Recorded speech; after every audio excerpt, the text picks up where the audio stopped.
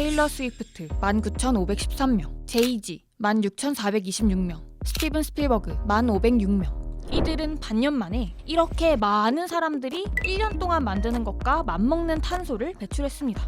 오로지 전용 비행기만. 할리우드에서 제일 가는 전용기 위선자.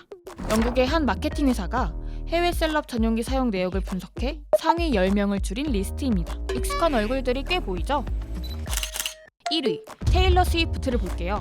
테일러는 전용기를 170회 정도 띄웠고 배출한 탄소는 8,293톤이죠. 우리나라 4인 가족이 한 달 동안 집에서 쓰는 평균 전력은 약 300kW. 이렇게 1년을 쓰면 만들어지는 탄소가 대략 1.7톤. 8,293톤 나누기 1.7톤은 약 4,900가구. 한 가구당 4명이니까 4,900가구면 19,500여 명. 한국인 19,500여 명이 1년간 집에서 사용하는 전기로 만들어내는 탄소와 동급입니다. 어마무시하죠? 물론 이들이 분석한 모든 비행에 해당 셀럽이 탔는지 확신할 순 없어요. 종종 본인의 명의의 비행기를 빌려주기도 하거든요. 이 순위에는 없지만 다른 해외 셀럽들의 전용기 사용도 이슈가 됐는데요. 최연소 억만장자로 유명해진 카일리 제너는 차로 약 40분 정도 걸리는 거리를 전용기 17분에 띄워 논란이 됐어요. 테슬라 창업자인 일론 머스크는 전용기로 딱 9분을 날았는데요. 통근 열차로 5정거장, 약 1시간 정도 걸리는 거리였습니다. 자기 돈 내고 전용기 타겠다는데 뭐가 문제임? 라고 말할 수도 있지만 항공산업이 기후위기에 어떤 영향을 끼치는지 알아보자고요. 항공산업은 전 세계 탄소 배출량 1.9%에서 2.5%를 차지하고 있습니다. 생각보다 작은 숫자라고 느낄 수 있지만 이 수치는 항공기 엔진이 돌면서 연료를 태울 때 나오는 탄소량만 계산한 겁니다. 항공산업이 지구 가열화에 미치는 영향을 계산하려면 이 탄소 말고 고려해야 할 게 또 있죠. 바로 비행운입니다. 비행운이란 비행기 배기가스가 만들어내는 구름을 말하는데요. 비행운은 흩어져야 하는 지열을 가둬두는 역할을 해요. 그래서 대기가 뜨거워지는 거죠. 비행운이 온실가스보다 좀 더 많은 온실 효과를 일으킨다라고 하고 있어요. 항공산업이 지구온난화에 미치는 영향은 3.5%까지도 늘어날 수 있다. 그러니까 비행기 운행에서 나오는 온실가스와 비행운이 만들어내는 가열 효과를 합치면 항공산업이 지구 가열화에 미치는 효과 비중이 커지는 거죠. 게다가 전용기는 승객 1명 기준으로 일반 비행기보다 5배에서 14배, 열차보다는 50배나 많은 탄소를 만들어냅니다. 같은 크기의 비행기가 2개 있다고 가정해보자고요. 전용기에는 10명이 타고 일반 비행기에는 300명이 탔어요.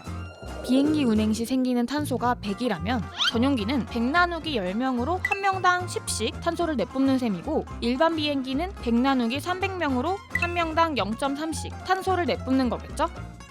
자, 전용기는 1시간 동안 탄소 2톤 정도를 만들어내는데요. EU 기준으로 1인당 연간 탄소 배출량이 8.2톤입니다. 전용기를 4시간 타면 사람 한 명이 1년 내내 뿜는 탄소량과 비슷해지죠.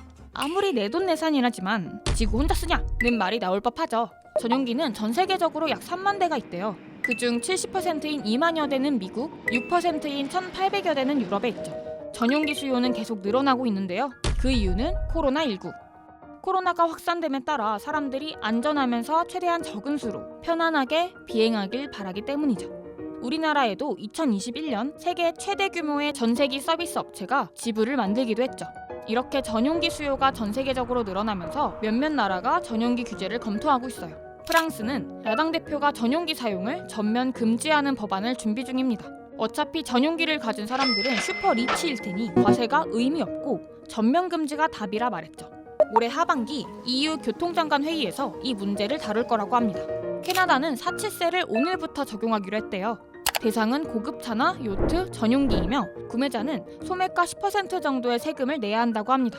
이들이 이런 노력을 하는 이유는 당연히 탄소 배출량을 줄여 기후위기를 조금이나마 늦추기 위해서고요. 모두가 아는 것처럼 이제는 기후위기가 아니라 기후재앙이라 해도 무방하죠. 최근 파키스탄은 대홍수로 국토 3분의 1이 잠기면서 1,000명 넘게 사망했습니다. 올여름 유럽은 40도가 넘는 심각한 폭염에 시달렸고요. 멀리 가지 않고 우리나라에서도 8월 초 중부지방에 내린 폭우로 많은 사람들이 피해를 입었죠. 재앙 수준의 이 모든 현상의 원인 중 하나로 기후위기가 지목되고 있습니다. 항공산업의 탄소 배출량을 줄이기 위한 기술적인 노력도 중요하겠지만 지구는 함께 쓰는 거라고 다시 한번 되새겨야겠네요. 이번 영상을 만든 PD가 추천하는 영상도 보고 가세요. 스브스 뉴스의 다른 영상을 즐기시려면 구독 버튼을 꼭 눌러주세요.